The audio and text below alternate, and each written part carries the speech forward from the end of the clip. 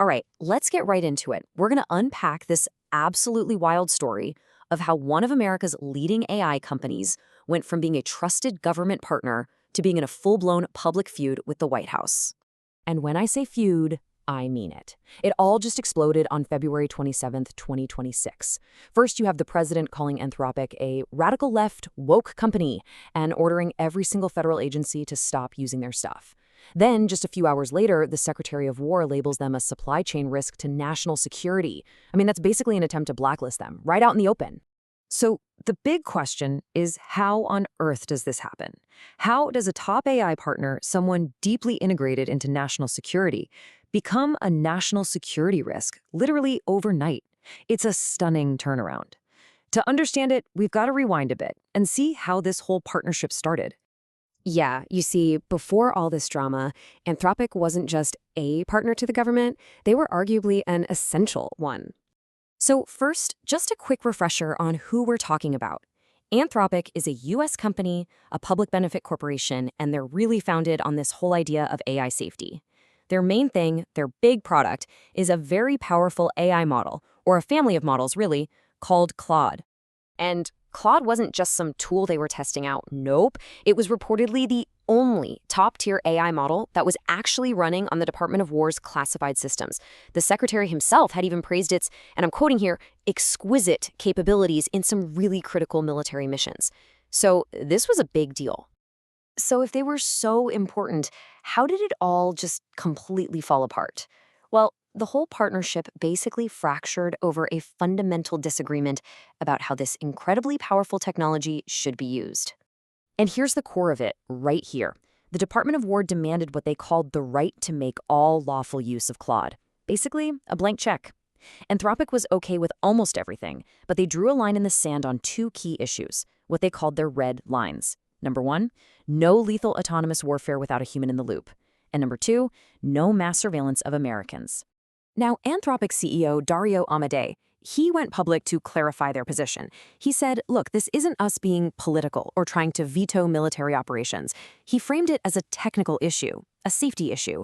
He argued that the AI just wasn't reliable enough yet for these incredibly high-stakes uses.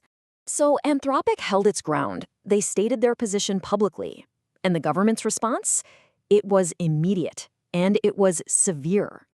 I mean, just look at how fast this escalated. The Secretary of War gives them a 4-day ultimatum.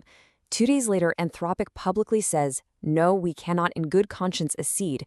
The very next day, the president and the secretary are on social media issuing these sweeping bans. In just a handful of days, they went from a critical partner to a public enemy. It's truly wild.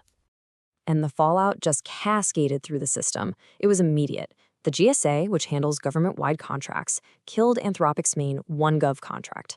Then you had Treasury, State, and other big departments all following suit, all pointing back to the president's directive. This wasn't just one agency. It was designed to cut them out of the entire federal ecosystem. So, facing what they called an unlawful campaign of retaliation, one that really threatened their whole business, Anthropic decided they had to fight back. And they took that fight to court. In their lawsuit, Anthropic basically argues that this is unconstitutional retaliation. They're saying the government is punishing them for their protected speech, for speaking out about their views on AI safety. They also claim the administration totally abused its authority and weaponized a national security label without following the proper rules. And this right here, this is the legal heart of the whole thing. The government's entire justification rests on this term, supply chain risk. But if you look at the actual definition in the law, it's pretty clearly about the risk of sabotage from an adversary. You know, think China or Russia. Not a disagreement over terms of service with a US-based company. To enforce this ban, the Department of War pulled out these two really powerful legal tools. But again, both of these were designed to protect national security from foreign interference. Anthropic's argument is that using them against a domestic partner over a policy disagreement is, well, an unprecedented and unlawful use of that power. Okay, so it's really important to see that this legal fight is about way more than just one contract. The outcome here could set a massive precedent for the future of AI and power in our society. Because really, what happens here could define the whole relationship between tech companies and the government for years. It forces us to ask some really fundamental questions. Who gets the final say on AI safety and ethics? And can the government use its massive power as a customer to effectively silence companies that it disagrees with? And in its own court filing, Anthropic puts the stakes in the broadest terms possible. They argue this isn't just about them. They say it's about chilling the very public debate that we all need to be having about these world-changing technologies. And that really leaves us with the big, provocative question that this whole conflict boils down to. As AI gets more and more powerful and woven into everything from our economy to our military, who gets to draw the red lines? The people who create the technology or the people who use it?